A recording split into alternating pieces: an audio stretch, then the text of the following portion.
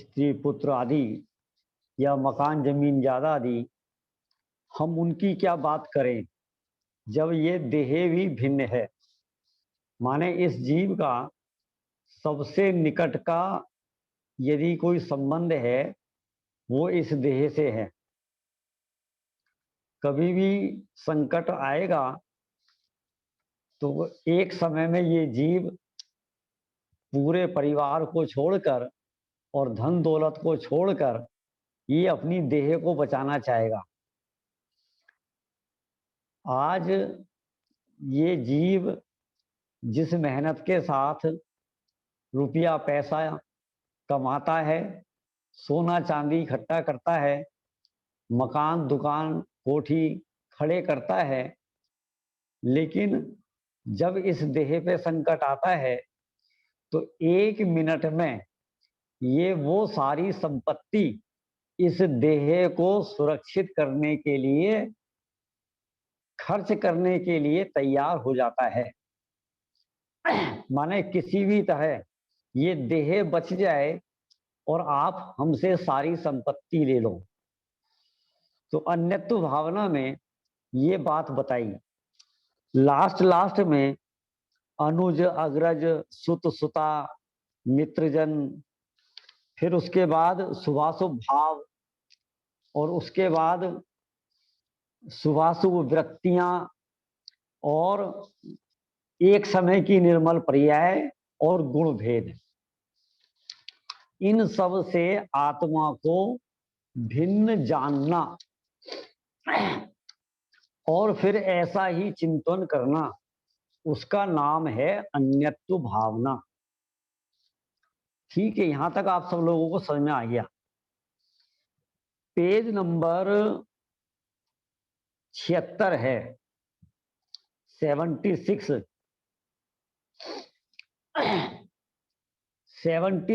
Page पर ऊपर से दूसरा पहरा है और दूसरे पहरे में लास्ट वाली लाइन देखो आप, निश्चय से ना सही पर व्यवहार से तो अपने हैं ही। ये मकान दुकान रुपया पैसा, ये देह और ये रागादि परिणाम, यहाँ पर इसमें एक प्रश्न लगाया जा रहा है कि निश्चय से नहीं सही लेकिन व्यवहार से तो ये अपने हैं ना। जिनवाणी में भी तो व्यवहार से उन्हें अपना कहा है।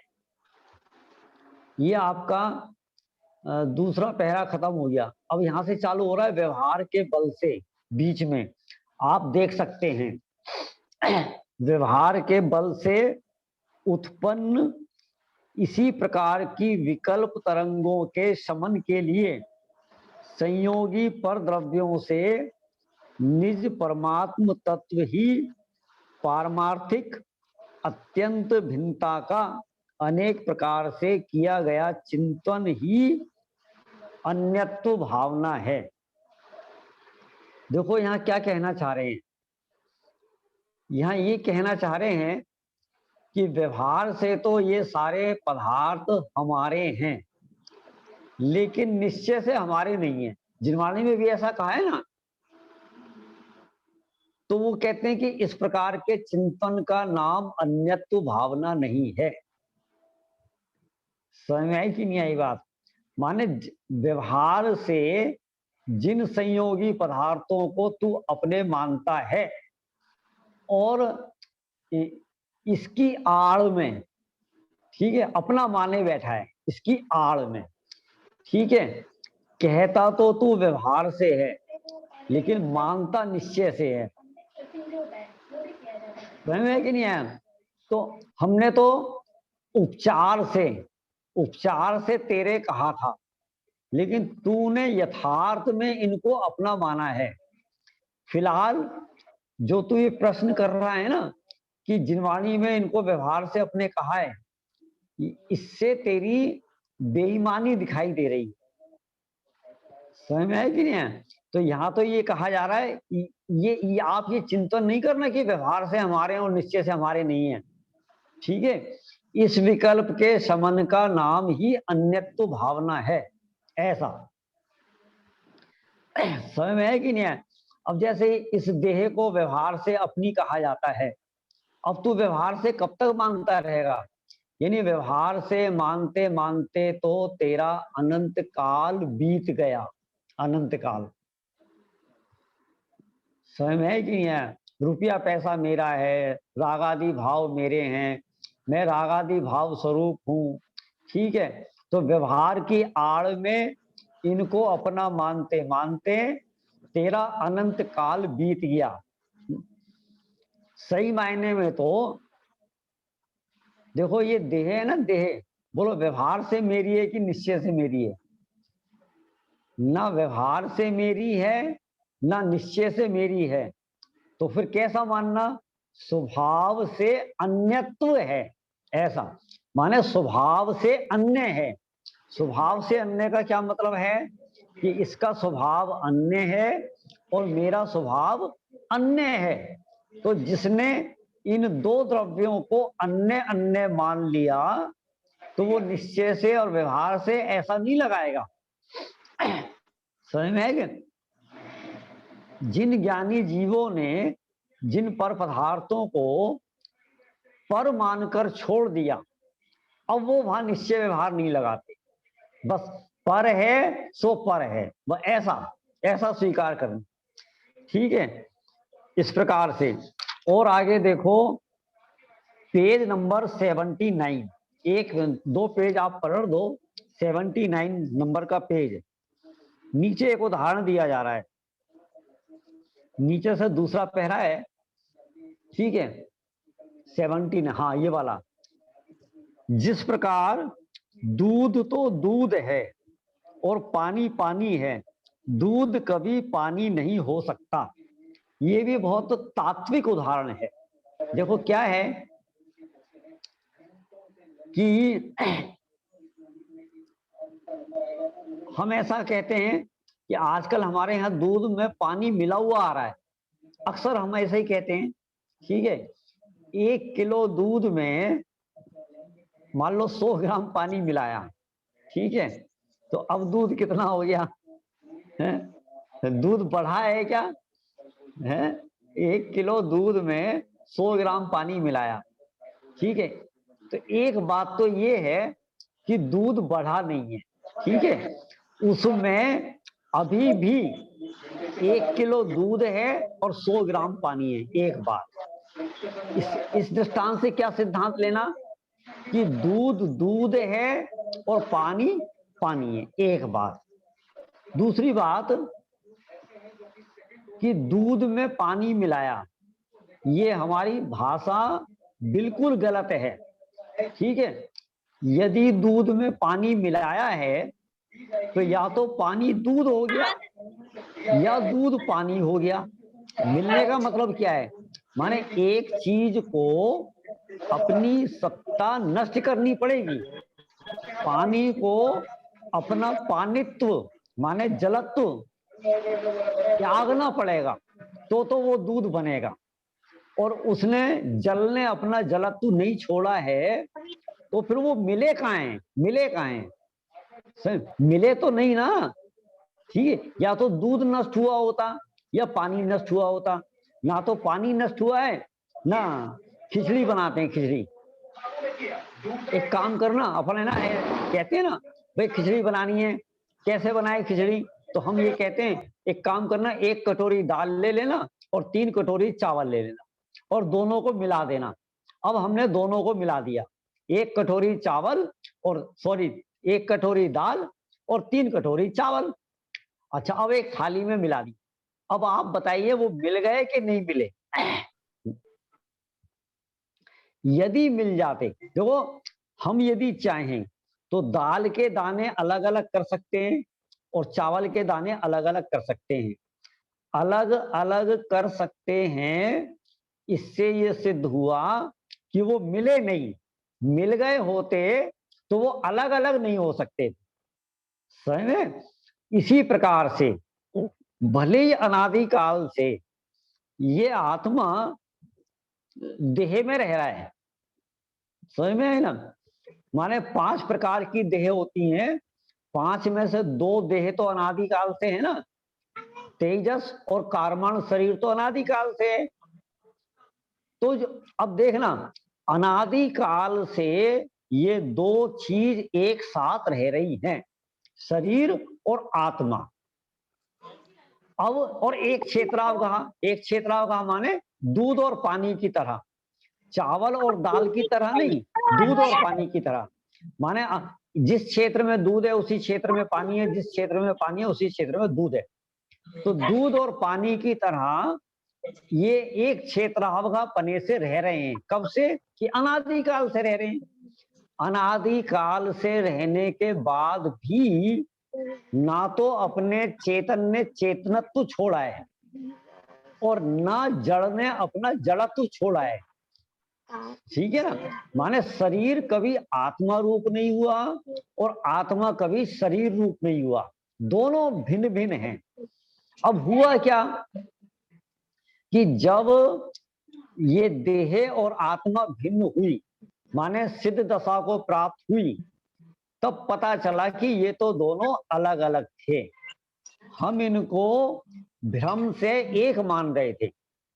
क्यों? क्योंकि हमने आज तक इन दोनों को अलग अलग देखा ही नहीं, तो इसलिए हम एक मान रहे थे। ये तो जब अलग अलग हुए तब हमें पता चला कि ये तो अलग अलग ही थे। तो सदा काल अलग अलग हैं। आज भी देह यानी पुद्गल और आत्मा दोनों अलग अलग हैं, ऐसा दृढ़ निश्चय करना, उसका नाम अन्यत्व भावना है। बात समझ आई कि नहीं आई? हमें क्या लगता है कि 12 भावनाएं हैं और हमने राजा राणा छत्रपति हातिम के असवार या मेरे ना हुए ये मैं इनसे अति भिन्न अखंड निराला हूं, हमने पढ़ लिया तो चलो 12 भावनाओं का चिंतन हो गया। ऐसा नहीं। 12 भावनाओं का चिंतन करना माने आप श्रद्धा के लेवल पर, यानी श्रद्धा के बल पर आपके श्रद्धान में ये दो द्रव्य भिन्न भिन्न दिखाई देने चाहिए, उसका नाम है ये अन्यत्व भावना। समझ में आई कि नहीं आई बात? ऐसा तो बहुत अच्छा उदाहरण दिया है। वस्तुतः वह मिलते ही नहीं है, मात्र मिले दिखते हैं। स्वभाव से देखो, ठीक है, तो मिलते नहीं है लेकिन मिले हुए दिखते हैं। ऐसा क्योंकि किसी अन्य में मिलना उनका स्वभाव ही नहीं है। समझ में कि नहीं? माने जीव का स्वभाव पुद्गल में मिलना नहीं है और पुद्गल का स्वभाव जीव में मिलना नहीं है। ऐसा। अब देखो, जैसे क्या ये पुद्गल है, ये रूपी है और चेतन है वो अरूपी है। तो अरूपी और रूपी का मिलना तो बहुत दूर। भैया, हाँ हेलो, मैं विक्की। हाँ बोलो भैया। भैया एक शंका हो रही थी यहाँ पर। हाँ, कैसे 12 की 12 भावना है, तो इसमें जैसे ऐसे भी तो मान सकते हैं इसको, जैसे 6 हमारे विभाग रूप है और 6 स्वभाव रूप, ऐसे ही मान ले क्या? नहीं ऐसा तो नहीं। 6 पहली 6 वैराग्य प्रेरक हैं और बाद की 6 ज्ञान परक हैं। ऐसा तो अपन भेद कर सकते हैं। मतलब है ना? पहली 6 वैराग्य प्रेरक और बाद की 6 ज्ञान परक। और आप क्या कह रहे हो? दोबारा बोलना। 6 भावना जो है वो विभाव रूप है और 6 भावना स्वभाव रूप है, मैं ये कह रहा हूँ। नहीं। अब आप स्वभाव रूप किनको कहोगे? आश्रव भावना को अपन स्वभाव रूप कह सकते हैं क्या? नहीं। लोक भावना को अपन स्वभाव रूप कह सकते हैं क्या? ऐसा उसको नहीं कह सकते। लोक भावना नहीं, ऐसा नहीं ऐसा नहीं कह सकते। ऐसा नहीं कह सकते। ठीक है ना? ठीक है। माने ये स्वभाव को प्राप्त करने में सहायक हैं। ऐसा ठीक है ना? ऐसा ठीक है भैया। तो क्या कहा देखो, किसी में मिलने में स्वयं को मिटा देना होता है। यदि किसी में मिलना हो तो स्वयं को मिटना पड़ेगा, माने एक को मिटना पड़ेगा। समझ में ना? लेकिन ना तो चेतन मिटने को तैयार है और ना पुद्गल मिटने को तैयार है। अब आप किसी से भी पूछो, बोलो हाथ खड़ा करो कि कौन पुद्गल बनने को तैयार है, कौन जड़ होने को तैयार है, तो कोई चेतन ऐसा कहेगा कि मैं पुद्गल बनने को तैयार हूं? बिल्कुल नहीं। और आप पुद्गल से पूछो, क्यों भाई साहब आप चेतन बनने को तैयार हो? बोले नहीं, मैं अपने गुण धर्मों को क्यों छोड़ूंगा, मेरा भी स्पर्श रस गंध वर्ण, मेरे में भी अनंत गुण हैं। जैसे तुम चेतन राजा हो वैसे ही मैं जड़ राजा हूं, जड़ राजा, मैं जड़ेश्वर हूं। समझ में है कि नहीं? उसमें भी अनंत गुण हैं, तो कोई भी मिटने को तैयार नहीं है। वस्तु ही उसे कहते हैं जो कभी मिटे नहीं, सदा सत रूप ही रहे। समझ में ना? सुनो, 6 द्रव्यों में एक द्रव्य मिट जाए तो कितने रह जाएंगे? 5। जब एक मिट सकता है तो 2 क्यों नहीं मिट सकते? 2 मिट गए तो कितने रह जाएंगे? 4। ठीक है ना? और जब 2 मिट सकते हैं तो 3 क्यों नहीं मिट सकते? अच्छा, जब 5 मिट सकते हैं तो फिर 6 भी मिट सकते हैं, और 6 मिट गए तो क्या बचेगा? कुछ भी नहीं, शून्य हो जाएगा जगत। माने ये इतनी सुंदर अकृत्रिम वस्तु व्यवस्था है कि यहां कोई मिट नहीं सकता। मिट नहीं सकता माने इस संसार में जितने द्रव्य हैं उतने ही रहेंगे। जैसे जीव हैं वो कितने हैं कि अनंत हैं, ना तो उनमें कभी भी एक घटेगा और ना कभी बढ़ेगा। 6 महीने 8 समय में 608 जीव मोक्ष जा रहे हैं, कितने घट रहे हैं, कितने घट गए? एक भी नहीं घटा। बस वो क्या हुआ, संसार से मोक्ष में चले गए। नित्य निगोद से 608 जीव निकल रहे हैं, तो कितने कितने बढ़ गए? एक भी नहीं बढ़ा, वो उनकी पर्याय बदल गई। समझ में है कि नहीं? तो जिस तरह से जीव की जितनी राशि है उसी प्रकार से पुद्गल की भी उतनी ही राशि है। अनादि काल से अनंत काल तक पुद्गल परमाणु भी उतने ही रहेंगे, ना घटेंगे ना बढ़ेंगे। तो इसलिए जब कोई भी मिटने को तैयार नहीं है तो 2 द्रव्य कभी भी मिल नहीं सकते।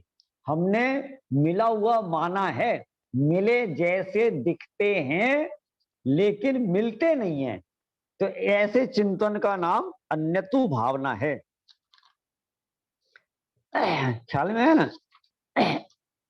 इसी प्रकार से पेज नंबर 83।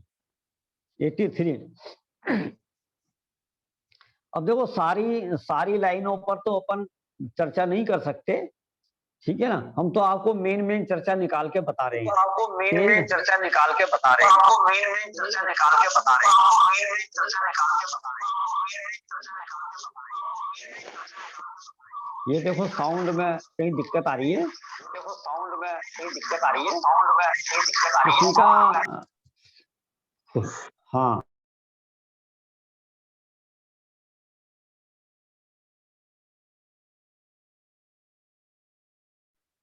आवाज नहीं आ रही भाई साहब, म्यूट हो गया आपका। अच्छा चलो हो गया, ठीक है। अब आ रही है ना आवाज? पंडित जयचंद जी छावड़ा का ये 12 भावना संबंधी एक श्लोक आपके सामने है। क्या कह रहा है? अपने अपने सत्व को सर्व वस्तु विलसाए, ऐसे चिंतवे जीव तब परते ममत न थाए।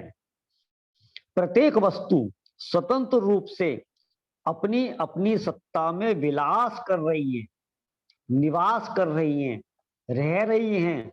माने अपने अपने सत्व में रहकर माने सौंदर्यता को प्राप्त हो रही हैं। किसी का किसी में कोई हस्तक्षेप नहीं है। ख्याल में है कि नहीं? माने एक सूत्र है तत्वा सूत्र में, परस्परोपग्रहो जीवा नाम। ठीक, जीवादि द्रव्यों में परस्पर में उपकार देखा जाता है, तो वो उपकार केवल निमित्त नैमित्तिक संबंध का ज्ञान कराता है। ऐसा नहीं है कि कोई किसी का कार्य करता है या कोई किसी पर उपकार करता है। समझ में ना? कोई किसी पर उपकार नहीं करता, केवल निमित्त नैमित्तिक संबंध देखा जाता है। समझ में है कि नहीं? हमें इस बात का भ्रम है कि एक द्रव्य दूसरे द्रव्य का उपकार करता है।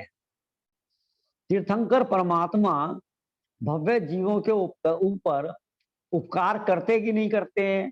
करते हैं। पहली बात तो उपकार शब्द का अर्थ पर्यायवाची, ठीक है ना? निमित्त होता है, कर्ता नहीं होता है। क्या कहा? उपकार शब्द का अर्थ कहो या पर्यायवाची कहो, निमित्त होता है, कर्ता। वहां से आई हुई जब नवाया होगा नाव भैया किसी जी, का मुझसे माइक ना खुला कहते हुआ है। नाने की। हे भगवान, यहाँ स्वाध्याय चल रहा है, वहां नहाने आदि की बात चल रही है। भाई साहब वो अपने म्यूट कर दो सबको। हाँ कर देते हैं, बार बार फिर खोल लेते हैं। चलो देखो भाई, इसमें अपने को ज्ञानावर्णी कर्म का बंध बनता है, अंतराय कर्म का बंध बनता है, ठीक है ना? जिनवाणी की अभिनय का दोष लगता है, तो बहुत सारे अपने को बंध जाते हैं फोकट में, माने अज्ञानता में या अविवेक में। इसलिए देव शास्त्र गुरु के समागम में रहकर कभी भी असावधानी नहीं होनी चाहिए, ऐसा, ठीक है ना? मेरे ख्याल से लगभग अपने को रोज ही कहना पड़ता है ना? ये तो क्या है, यहाँ तुरंत तत्काल कोई दंड नहीं मिलता। तत्काल दंड मिले ना तो ये जीव सावधान हो जाता है। अभी आप रोड पे जाओ बिना हेलमेट के और तुरंत 1000 रुपए का चलान, और आप यूपी में दूसरी बार बिना मास्क के चले जाओ तो तुरंत आपका 10,000 का चलान। अब जो दंड मिलता है ना, जहां दंड मिलता है वहां तो ये सावधान हो जाता है, और जहां दंड की तत्काल व्यवस्था नहीं होती, दंड तो यहाँ पर भी है लेकिन यहाँ तत्काल नहीं है, इसलिए सावधान नहीं हो पाता है। क्या कहा हमने? क्या कहा? उपकार का मतलब निमित्त होता है, ठीक है ना? निमित्त माने केवल उपस्थिति, करता नहीं। समझ कि ना? माने जिस समय कार्य हुआ तो उस समय वहां कौन उपस्थित था। जिस समय घड़ा बना तो उस समय कौन उपस्थित होगा? ये कुम्हार। सुनार नहीं होगा, लुहार नहीं होगा, ठीक है ना? तो केवल उपस्थिति मात्र। जैसे धर्म द्रव्य किसे कहते हैं? धर्म द्रव्य बोलो, कौन बताएगा? कोई बता सकता है? जो भी बता सकते हो अनम्यूट करके धर्म द्रव्य की परिभाषा बताओ। जो स्वयं चलते हुए जीव और पुद्गल को गमन करने में सहकारी होता है उसे धर्म द्रव्य कहते हैं। वेरी गुड, बहुत बढ़िया।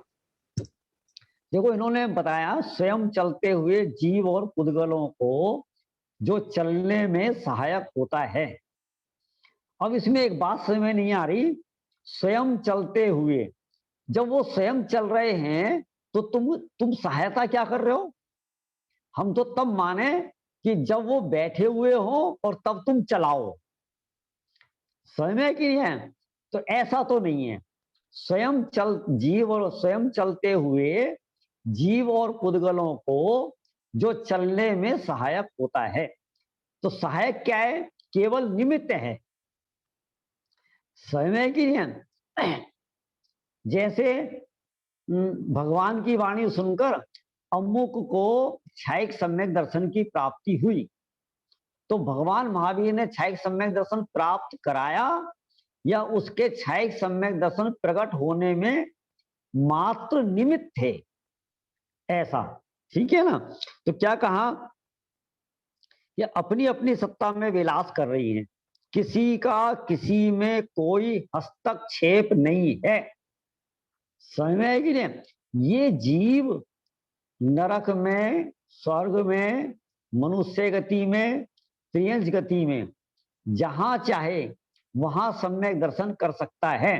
कि तू सम्यक दर्शन कर, तेरे को कोई हस्तक्षेप नहीं करेगा, इस बात की गारंटी है। कोई रोकेगा नहीं, कोई माई का लाल तुझे सम्यक दर्शन करने में रोक नहीं सकता कि साहब ये कर्म है, कर्म भी नहीं रोकेंगे।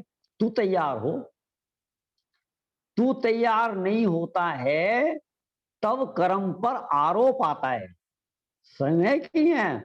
लेकिन कर्म भी हस्तक्षेप नहीं करते इस जीव को।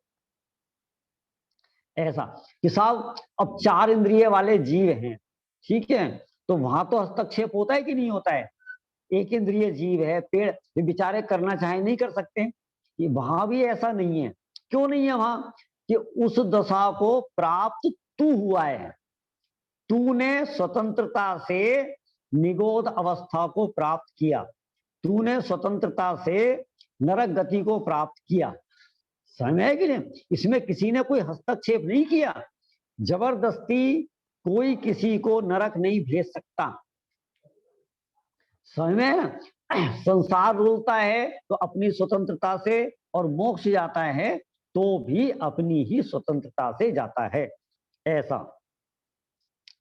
चलो, इस प्रकार से यहां तक हमारी अन्यत्व भावना पूरी हुई, समझ में ना? एकत्व भावना, अन्यत्व भावना, माने मैं ये हूं। समय सार की एक गाथा आती है, मैं एक दर्शन ज्ञान में नित्य शुद्ध हूं, रूपी नहीं, ठीक है। तो जो पहली लाइन है ना, वो एकत्व भावना वाली है। ये अन्य सब पर द्रव्य किंचित मात्र भी मेरे नहीं, ये अन्यत्व भावना की है, ठीक है। देखो, हम लोगों को है ना निरंतर 12 भावनाएं पढ़ते रहना चाहिए। क्यों पढ़ते रहना चाहिए? पढ़ते पढ़ते क्या होता है कि वो कंठस्थ हो जाती है। कंठस्थ हो जाती है ना, फिर पढ़े पढ़े अपन, जब हमारे पास किताब नहीं है तो हम उन पर चिंतन कर सकते हैं, है ना। जो लोग पूजा करते हैं तो पूजा करते हैं, मान लो केवल रवि किरणों की पूजा कर रहे हैं, तो उनकी 12 भावना आप भावना पे आप चिंतन कर सकते हैं। मेरे ना हुए ये मैं इनसे, अति भिन्न अखंड निराला हूं, ठीक है ना। तो इस प्रकार से अब है असुचि भावना। असुचि भावना में क्या होता है कि इस देह की असुचिता दिखाई जाती है। क्या कहा है ना?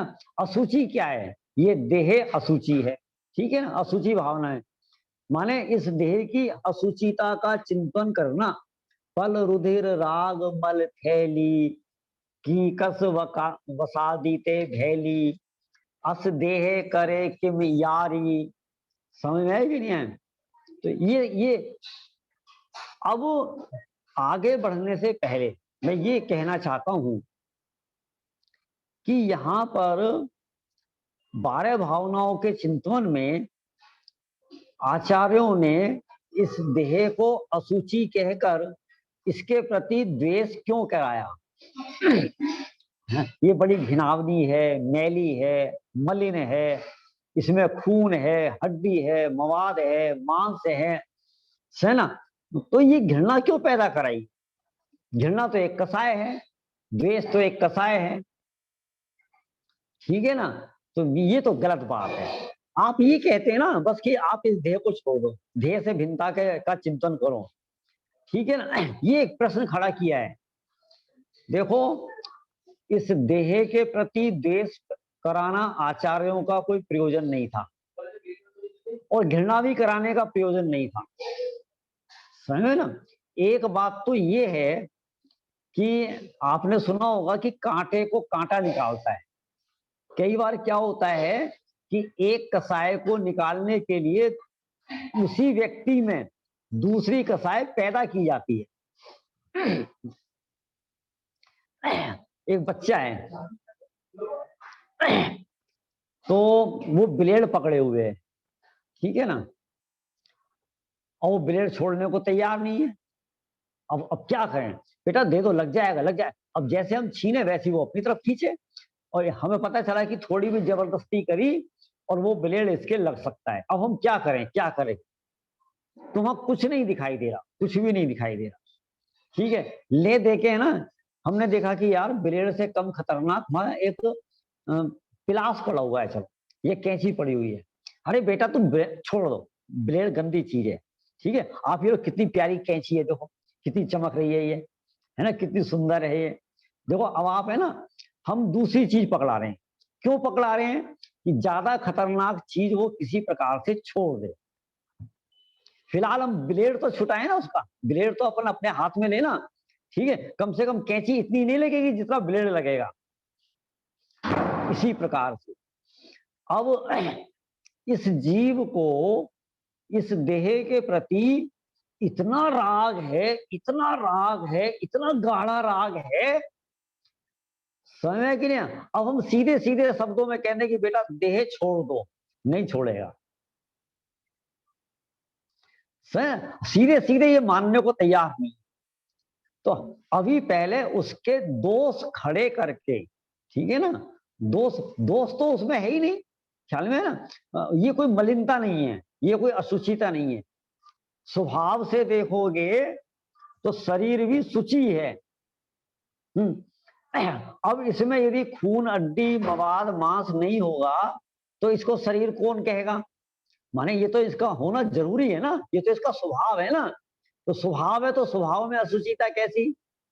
तो अब इसको अशुचि बताना हमारी मजबूरी है, ऐसा।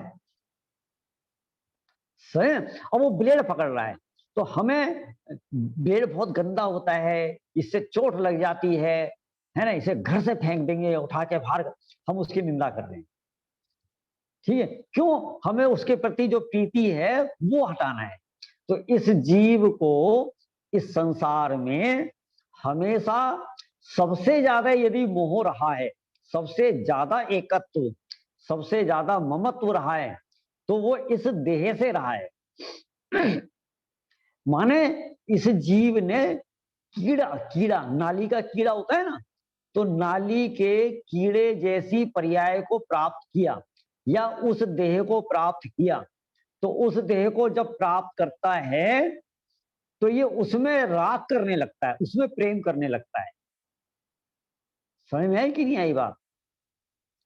इसलिए यहां देह को अशुचि बताकर उसके प्रति उसको घृणा पैदा कराना, और घृणा पैदा कराकर माने उसके प्रति जो आसक्ति है, इस देह के प्रति जो आसक्ति है उसको कम कराना है। समझ में आई कि नहीं आई बात? अब जैसे क्या है, इस देह के बाद जो नंबर आता है ना, देह से सेकंड नंबर, वो आता है माँ, बाप, बेटा, पत्नी, भाई, इनका नंबर आता है। 24 घंटे में हम ज्यादा सेवा किसकी करते हैं? एक बात। और पहले सेवा किसकी करते हैं? ज्यादा और पहले अपने देह की। है ना? जब हमारी देह की सेवा हो जाती है तब ये सेकंड नंबर वाले हमें याद आते हैं और तब हम उनकी सेवा करते हैं। समझ ना? तो पहले नंबर पर इस जीव को इस देह के प्रति सबसे ज्यादा राग है, प्रेम है, आसक्ति है, और इस देह के कारण ही ये 99% अपराध करता है, 99% पाप करता है। समझ में आ रहा है कि नहीं आ रही बात? ये ऊट पटांग खाना पीना, अभक्ष खाना किसके लिए? ये एसी लाना किसके लिए? ये कपड़े हैं किसके लिए? ये गहने हैं किसके लिए? ये जूते चप्पल बेल्ट हैं किसके लिए?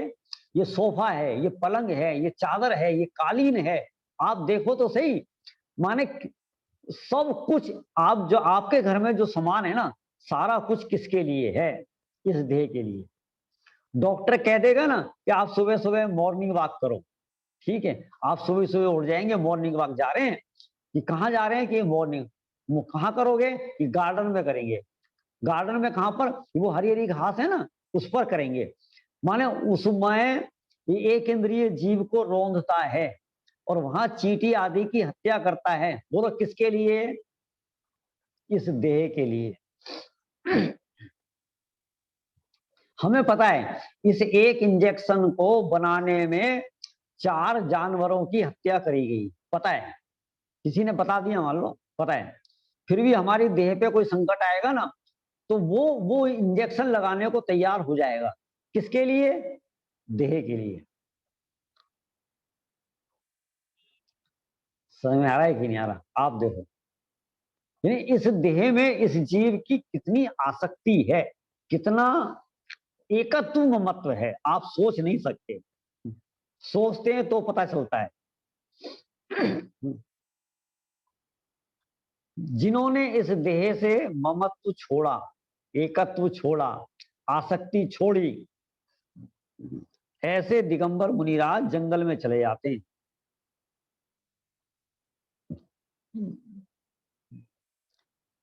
सुमत जी के प्रवचन हैं बहुत सारे, मैंने शायद जो परिचय हो ना, परिचय 22 परिचय, तो 22 परिचयों में प्रवचन हैं। तो एक दिगंबर मुनिराज मई जून की तपती धूप में जंगलों में पहाड़ों पर जाकर, गिरी शिखर, ठीक है, पहाड़ों की चोटी पे जाकर तपस्या करते हैं। तो जब तपस्या करते हैं और घंटों तपस्या करने के बाद उनके शरीर की खाल गर्मी के कारण उस पहाड़ के पत्थर से चिपक जाती है, समझ ना? तो फिर भी उनको कोई खेद नहीं बरतता। क्यों? क्योंकि उन्होंने उस देह का ममत्व छोड़ दिया है। आज निरंतराय आहार नहीं मिला, कोई आकुलता नहीं। 6 महीने तक नहीं मिला, कोई आकुलता नहीं। इस देह को मक्खी और मच्छर तो क्या, शेर जैसे जंगल के खूंखार प्राणी भी खा जाएं तो भी उनको भय नहीं है। क्यों? क्योंकि उन्होंने इस देह से ममत्व छोड़ दिया है। समझ में आई कि नहीं आई बात? अब देखो, इसलिए असुचि भावना में ज्यादा कुछ समझने की आवश्यकता नहीं है, समझने जाने से कोई चीज भी नहीं है।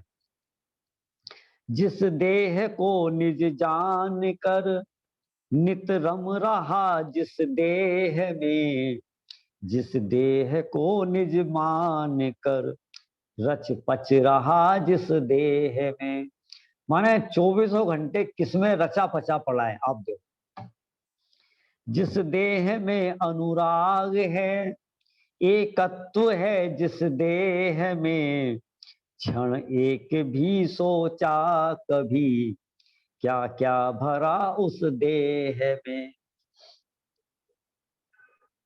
अच्छा, क्या क्या भरा उस देह में, माने पेट में क्या क्या भरा है वो छोड़ दो आप, समझे ना?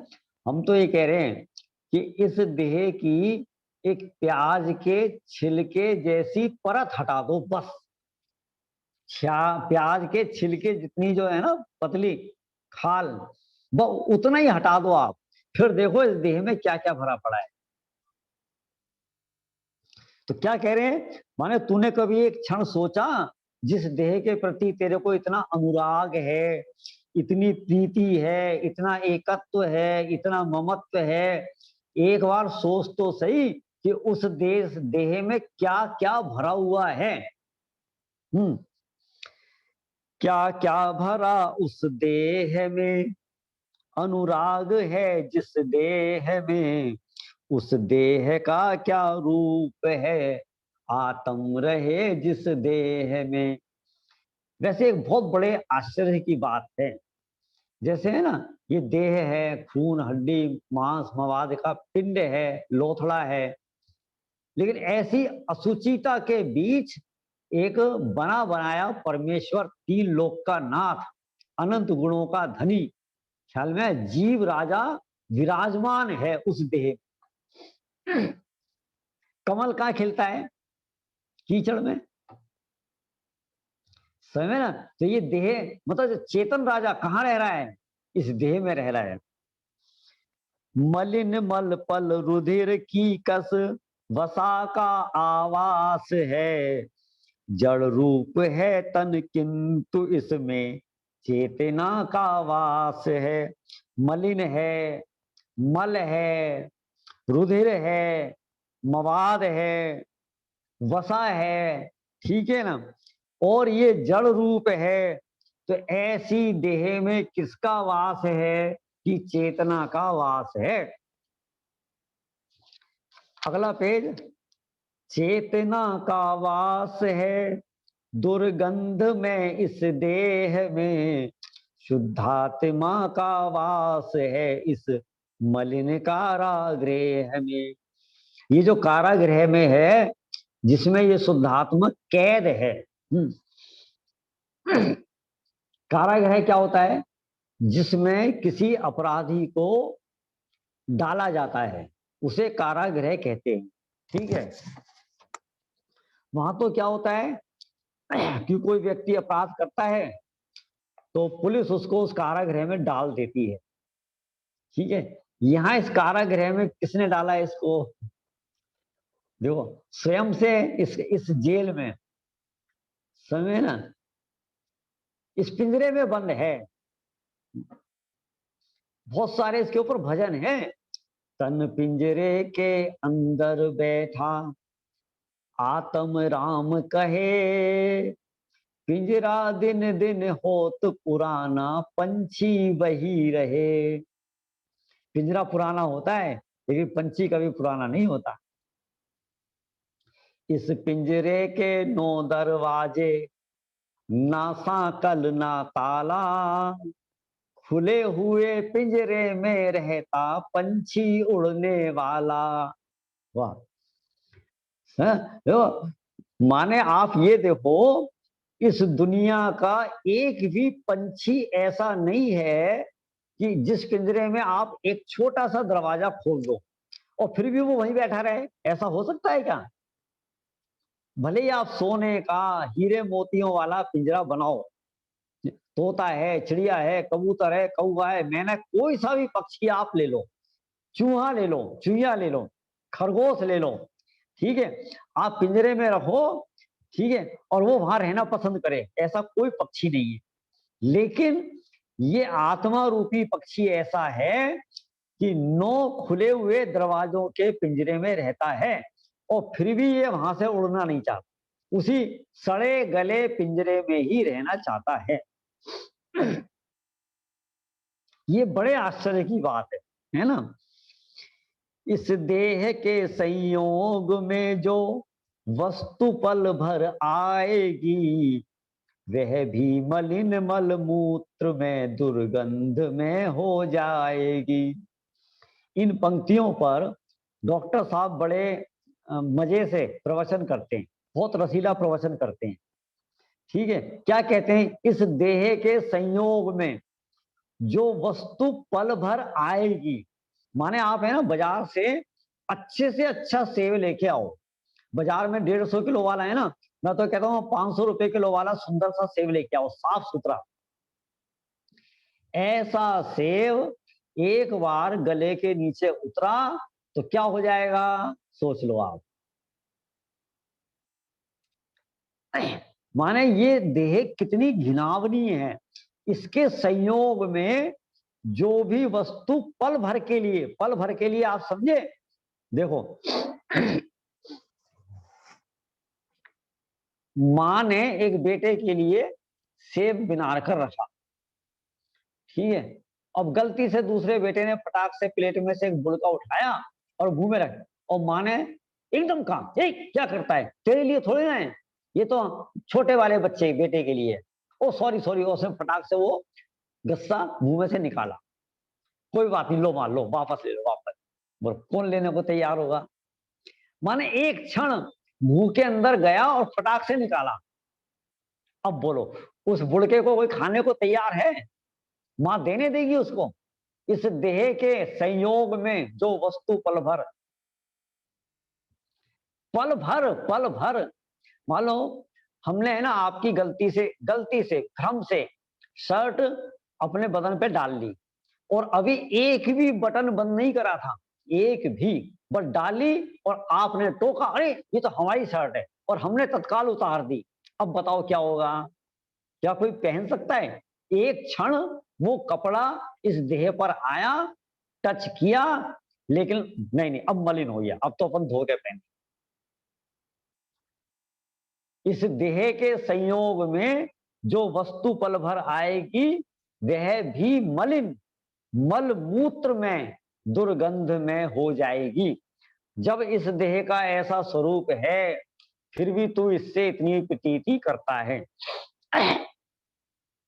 अब ऐसी मलिन दुर्गंध में देह, फिर भी किंतु किंतु रहे इस देह में निर्मल रहा जो आत्मा, वह गेय है श्रद्धेय है बस देह भी वह आत्मा। इस देह देवल में विराजमान जो शुद्धात्मा है वो कैसा है कि वो निर्मल है, अत्यंत निर्मल है और सदा काल निर्मल है, एक बात।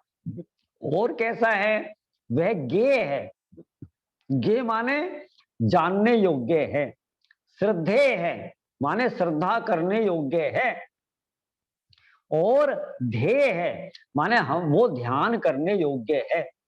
तो जिसका ज्ञान करना है, जिसका ध्यान करना है, जिसका श्रद्धान करना है, जो जानने लायक है, वो केवल ये हमारा शुद्धात्मा है, इस देह देवल में विराजमान। उस आत्मा की साधना ही भावना का सार है, ध्रुव धाम की आराधना आराधना का सार है। ठीक है, इसमें कोई ज्यादा समझने वाली बात तो नहीं है। पेज नंबर 88 पर भूतर दास जी की भावना बड़ी अच्छी है। पेज नंबर 88 सबसे ऊपर है। क्या कहते हैं, देह अपावन अथिर घिनावन, या में सार न कोई, सागर के जल सो शुचि कीजे तो भी शुद्ध न होई। जगत में बर्तन अशुद्ध हो जाते हैं, शुद्ध हो सकते हैं। मंज कर अग्नि में तपाकर हमारे घर का आंगन अशुद्ध हो जाए तो वो भी शुद्ध हो जाता है ना। आंगन जब अशुद्ध हो जाता है, कच्चा आंगन, तो क्या करते थे लोग बाग कि गोबर से लीप दिया करते थे तो वो शुद्ध हो जाता था। कुछ चीजें हवा में शुद्ध हो जाती हैं, आप है ना हवा में डाल दो, कुछ चीजें धूप से शुद्ध हो जाती हैं, ठीक है ना। कपड़े हैं, कुछ छुए हैं, या लकड़ी है, ठीक है ना। हमारे घर का पलंग कोई मान लो सड़ुल काट छू जाए, धूप में डाल दो, शुद्ध हो जाएगा। लेकिन ये देह ऐसी है, इसे ना तो साबुन से शुद्ध किया जा सकता है, ना धूप से शुद्ध किया जा सकता है, ना अग्नि से शुद्ध किया जा सकता है।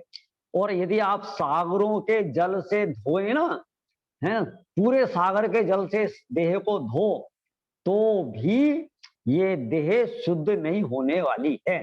इससे आप अंदाजा लगा सकते हैं कि सबसे ज्यादा घिनावना यदि कोई पदार्थ है तो वो हमारी देह है। समझ में आई कि नहीं आई बात? माने बाहर की सारी चीजें शुद्ध हो रही हैं, आंगन शुद्ध हो रहा है, कपड़े शुद्ध हो रहे हैं, बर्तन शुद्ध हो रहे हैं, ठीक है ना। लेकिन ये देह किसी भी माने वो तो शुद्ध हो जाते हैं और किसी को अशुद्ध नहीं करते। लेकिन ये देह ऐसी है, स्वयं तो शुद्ध होती नहीं है और इसके संयोग में जो वस्तु आती है उसको और अशुद्ध कर देती है वो, ऐसा।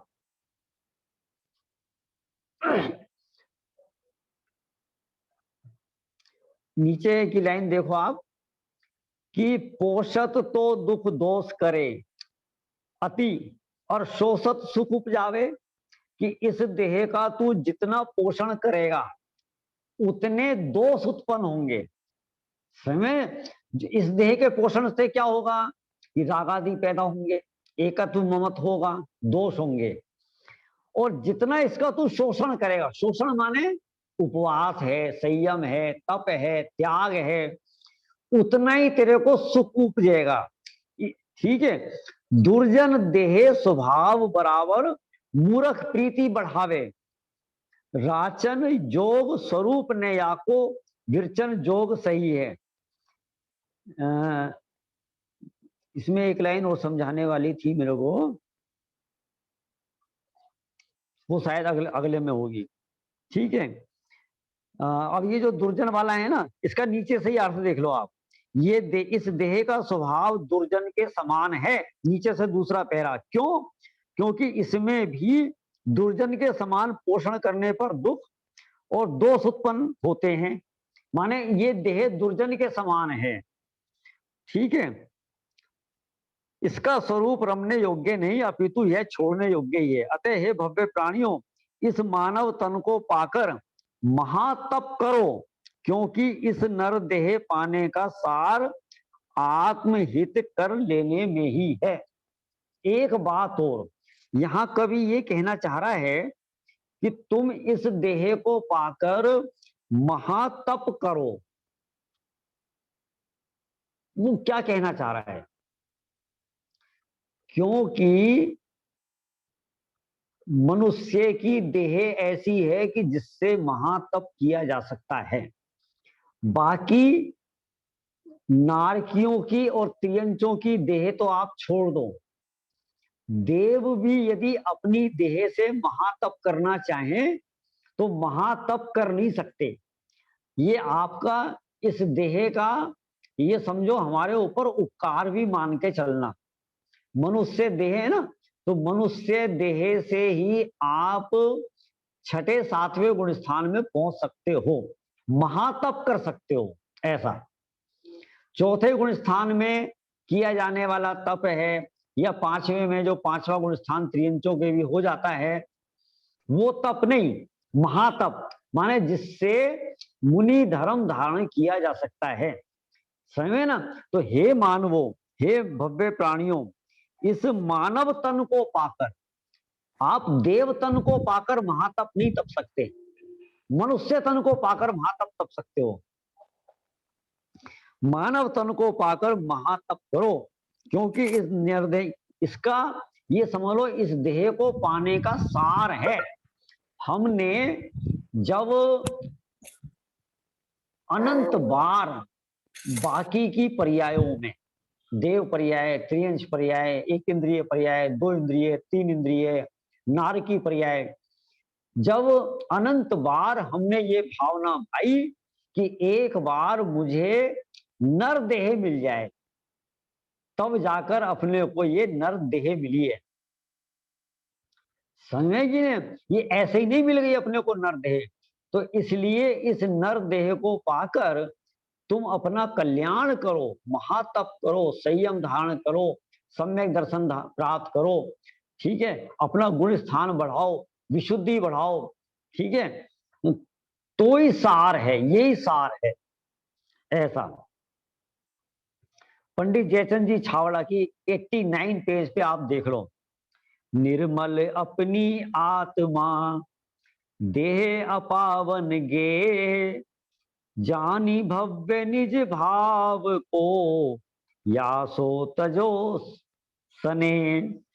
अपनी आत्मा अत्यंत निर्मल है और यह देह अपवित्रता का घर है। हे भव्यों, इस प्रकार जानकर इस देह से स्नेह को छोड़ो और निज भाव का ध्यान करो। ठीक है ना? माने यत्र तत्र लेखकों ने, कवियों ने जो भी असुचि भावना लिखी है, उस सब में अपने को एक संदेश दिया है कि इस देह की असुचिता को पहचान कर इस देह से ममत्व को छोड़ो। फिर ममत्व छोड़ के क्या करो कि अपने निज भाव को प्राप्त करो, अपने शुद्धात्मा को प्राप्त करो। इस प्रकार की ये असुचि भावना का प्रयोजन है। समय अपना हो गया है, इसमें जो 1-2 पॉइंट बचे हुए हैं उनकी चर्चा अपन कल ले लेंगे, नहीं तो हम अगली भावना पे चर्चा अपन कर लेंगे। अभी यहाँ पर हम विराम लेते हैं। हे जिनवाणी भारती तोय जपो दिन रैन, जो तेरी शरणा गए सो पावे सुख चैन।